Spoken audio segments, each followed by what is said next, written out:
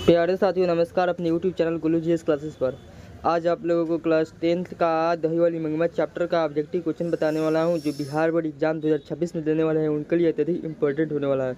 इस वीडियो को लास्ट तक जरूर देखिएगा। यदि चैनल को सब्सक्राइब नहीं किया तो सब्सक्राइब करके जरूर रखिएगा, जैसे कि आप सबको सभी विषय का नोट्स भी दूंगा इस चैनल पे। ठीक है, चलिए शुरू करते बिना देरी करते हुए। कह रहा है दही वाली मंगमा शीर्षक कहानी किस कहानी से ली गई है। तो दही वाली मंगमा शीर्षक कहानी किस कहानी से लिया गया है, तो कन्नड़ कहानियों से लिया गया है। किस कहानी से लिया गया है, एग्जाम में आप लोग देखने को मिल सकता है कि दही वाली मंगमा शीर्षक कहानी किस कहानी से सभार ली गई है, तो कन्नड़ कहानियों से ली गई है। ठीक, ये नंबर क्वेश्चन जरूर याद करिएगा लोग। कह रहा है औलूर के पास किसी गांव की रहने वाली निम्न में से कौन है। मतलब औलूर के पास किसी गांव की रहने वाली महिला कौन थी, तो मंगमा थी। कौन थी? मंगमा थी, दही वाली मंगमा थी। ठीक, मंगमा क्या बेचती थी, तो मंगमा दही बेचती थी। ठीक, इसको जरूर याद रखिएगा। तीसरा नंबर क्वेश्चन कह रहा है मंगमा किसके लिए मिठाई रखी थी, तो मंगमा पोते के लिए मिठाई रखी थी। किसके लिए? पोते के लिए। ऑप्शन नंबर सी नंबर है। ठीक, मंगमा किसके लिए मिठाई रखी थी? मंगमा पोते के लिए मिठाई रखी थी। ठीक, करा श्रीनिवास जी का जन्म कहाँ हुआ था, तो श्रीनिवास जी का जन्म हुआ था कोलार कर्नाटक में हुआ था। कहाँ हुआ था? कोलार कर्नाटक में हुआ था। श्रीनिवास जी का जन्म कहाँ हुआ था? कोलार कर्नाटक में हुआ था। ठीक, करा लड़का अगर कुछ उद्यम करता है तो उसे मना करने का हक मुझे नहीं है, यह कथन किसने कहा है, तो नजमा ने कहा है। नजमा ने मतलब मंगमा की बहू नजमा ने कहा है। मंगमा की बहू थी नजमा। ठीक, घर वाले के रहते एक अच्छी सारी नसीब नहीं हुई, ऐसा किसने कहा, तो मंगमा ने कहा था। किसने कहा था? मंगमा ने। ऐसा दही वाली मंगमा ने कहा था कि घर वाले के रहते एक अच्छी सारी नसीब नहीं हुई। ठीक,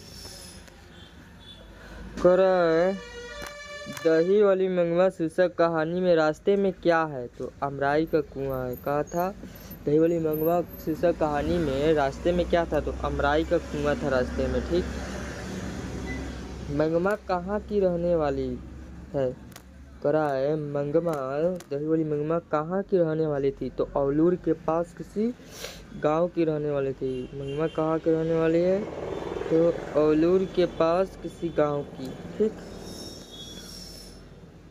करा है मंगमा किस भाषा की कहानी है, यानी दही वाली मंगमा किस भाषा की कहानी है, तो कन्नड़ भाषा की कहानी है। किस भाषा की कहानी है, तो ये पूछ सकता है बोर्ड एग्जाम में आप लोगों से कि मंगमा किस भाषा की कहानी है, तो क्या बताइएगा?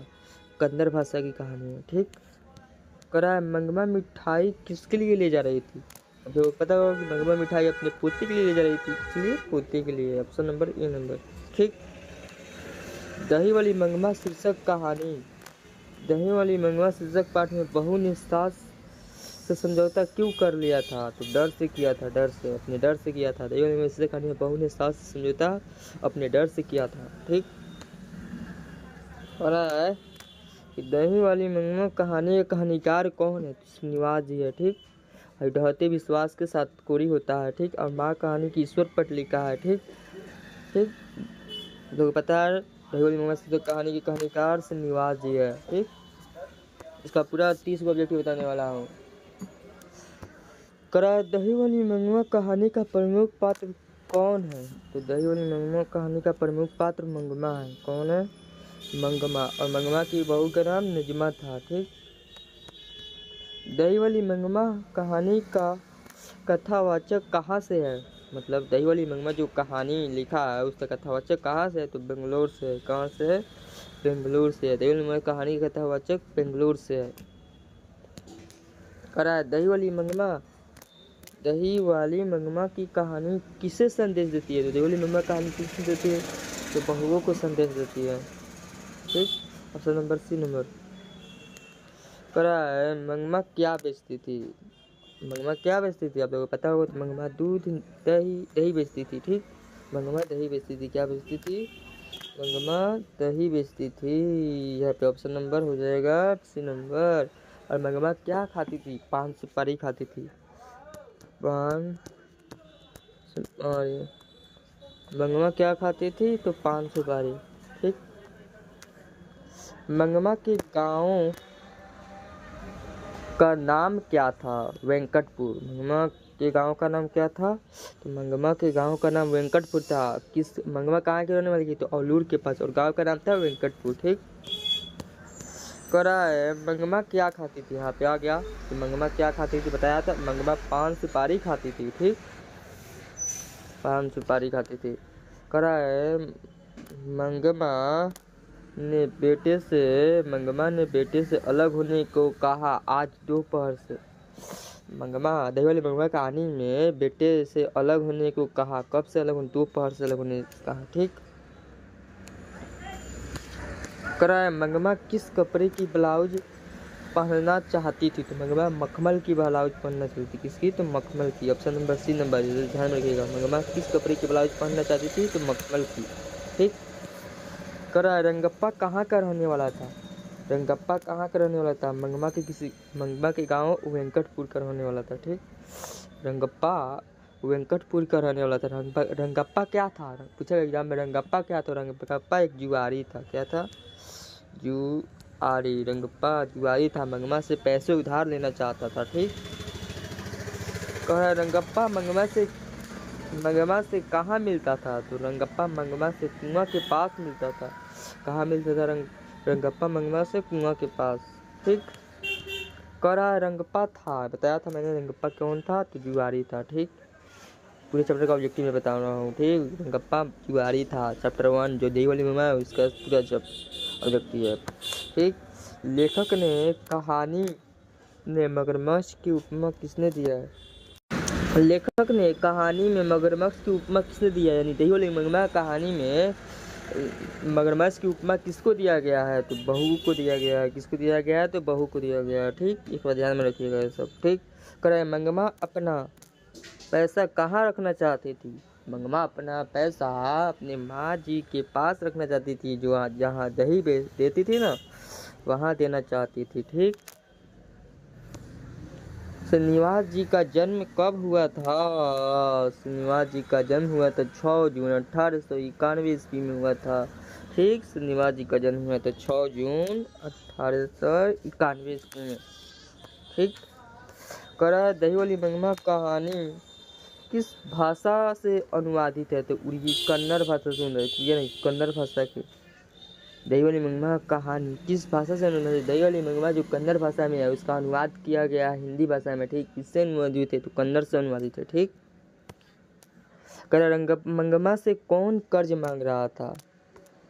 मंगमा से कर्ज कौन मांग रहा था? तो रंगप्पा मांग रहा था, एक जुआरी था जो वेंकटपुर की रहने वाला था। ठीक।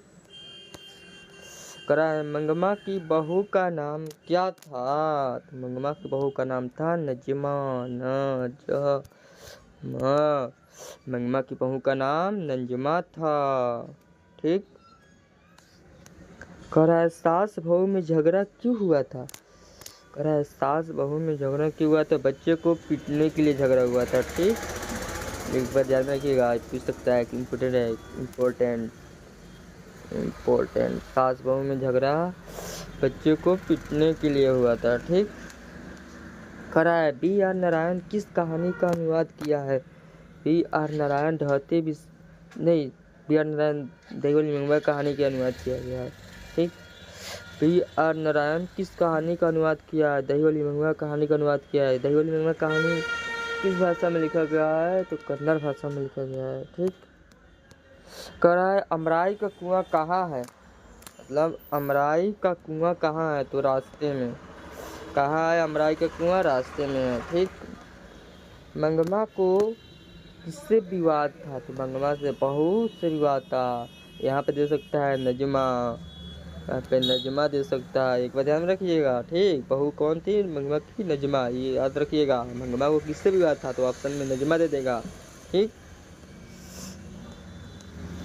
नजमा मंगमा की कौन थी? यार तो बहू थी। ठीक। बहू थी, ऑप्शन नंबर सी हो जाएगा। करा है क्यों रे राक्षसी इस छोटे से बच्चे को क्यों पीट रही है? ये किसने कहा था? मंगमा ने कहा था, तो इसलिए तो विवाद हुआ था। ठीक। मंगमा ने कहा था, क्यों रे राक्षसी, बहू से छोटे से बच्चे को क्यों पीट रही है, ऐसा मंगमा ने कहा था, नजमा से कहा था। ठीक। श्रीनिवास जी का पूरा नाम क्या है, मास्ती वेंकटेश अध्यंगार।